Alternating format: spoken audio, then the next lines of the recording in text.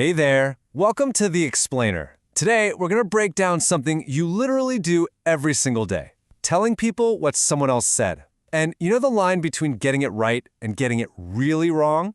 It's way thinner than you might think. I mean, of course you have, right? Just think about it for a second. You're sharing some office gossip, telling a friend what your partner said. You are constantly reporting conversations. But in those moments, are you quoting them word for word, or are you just reporting the gist of it?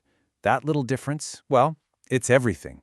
Okay, so let's dive right in. It all starts with this one core idea, understanding the difference between quoting someone and reporting what they said. So, first up is direct speech. Now, this is the easy one. Think of it as a direct copy-paste of a conversation. You're using the person's exact words and the big flashing sign that you're doing this, those little quotation marks. It's basically like you hit the record button and are just playing it back. And then, on the flip side, we have indirect speech. You'll also hear this called reported speech. Here, you're not quoting anymore, you're summarizing. You're giving someone the meaning of what was said, but not necessarily the exact word-for-word transcript. And notice, the quotation marks, they're gone. And here's where you can really see the difference in action. In direct speech, I am going. Simple. But in indirect, she said that she was going.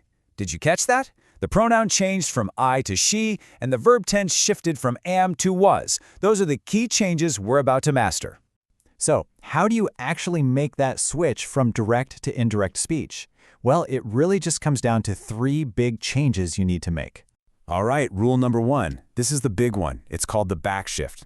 It sounds kind of technical, but I promise, it's simple. Whenever you report something that was said in the past using words like said or told, the verb from the original quote has to take one little step back in time. And the best part is how predictable this whole thing is. You see the pattern here? Present tense always shifts to past. Simple past takes another step back to past perfect. And will pretty much always becomes would. It's a super consistent, logical step backwards in time. Okay, next up, rule number 2, pronouns. This one is all about perspective. I mean, it has to be, right? When you're reporting what someone else said, you have to adjust the pronouns to fit your point of view as the new narrator of the story. This is actually super intuitive. When he said it, of course he used I, but now you're the one reporting it. You're talking about him. So naturally, I has to become he. The perspective just shifts. Let's look at another one just to make it stick. If she's talking directly to you, she says, you can do it. But when you go to retell that story, you become the subject. She told me that I could do it. See? The pronoun has to change to match whoever is now telling the story. And finally, our third rule. We have to update words that are locked to a specific time and place. Think about it. Words like now, today, and here kinda have an expiration date. They only make sense in the exact moment they're spoken. When you report it later, those references just don't work anymore. So you just do a quick swap to match the new context. Now becomes then, today becomes that day, and check out this last one. Someone says, I'll see you tomorrow. When you report it, it becomes, he said he would see me the next day. See how that combines the tense shift, will to would, and the time word change? That's when you know you've got it. All right, you've got the core rules down. Solid. Now let's get into the advanced playbook. We're talking about the exceptions. This is where you go from just knowing the rules to knowing when and how to bend them. Because of course, just when you think you've got it all figured out, language has a few special situations up its sleeve. And honestly, knowing these is what separates the basics from really mastering this stuff. Here are the 2 big ones you gotta know. First, if your reporting verb is in the present tense, like he says, then you don't do the back shift. The action is current. And second, if the statement is a universal, timeless truth, like the sun rises in the east, the tense stays exactly the same. Why? Because the fact is always true, so the tense never needs to change. So far, we've only been talking about statements, but I bet you're wondering, what happens when you need to report a question or a command? Well, they follow a slightly different but still very logical set of rules. Reporting a question is a pretty simple 4-step process. First, you switch your reporting verb to something like asked. For simple yes or no questions, you'll bring in the word if or whether. For any other question, you just use the question word itself, like what or where.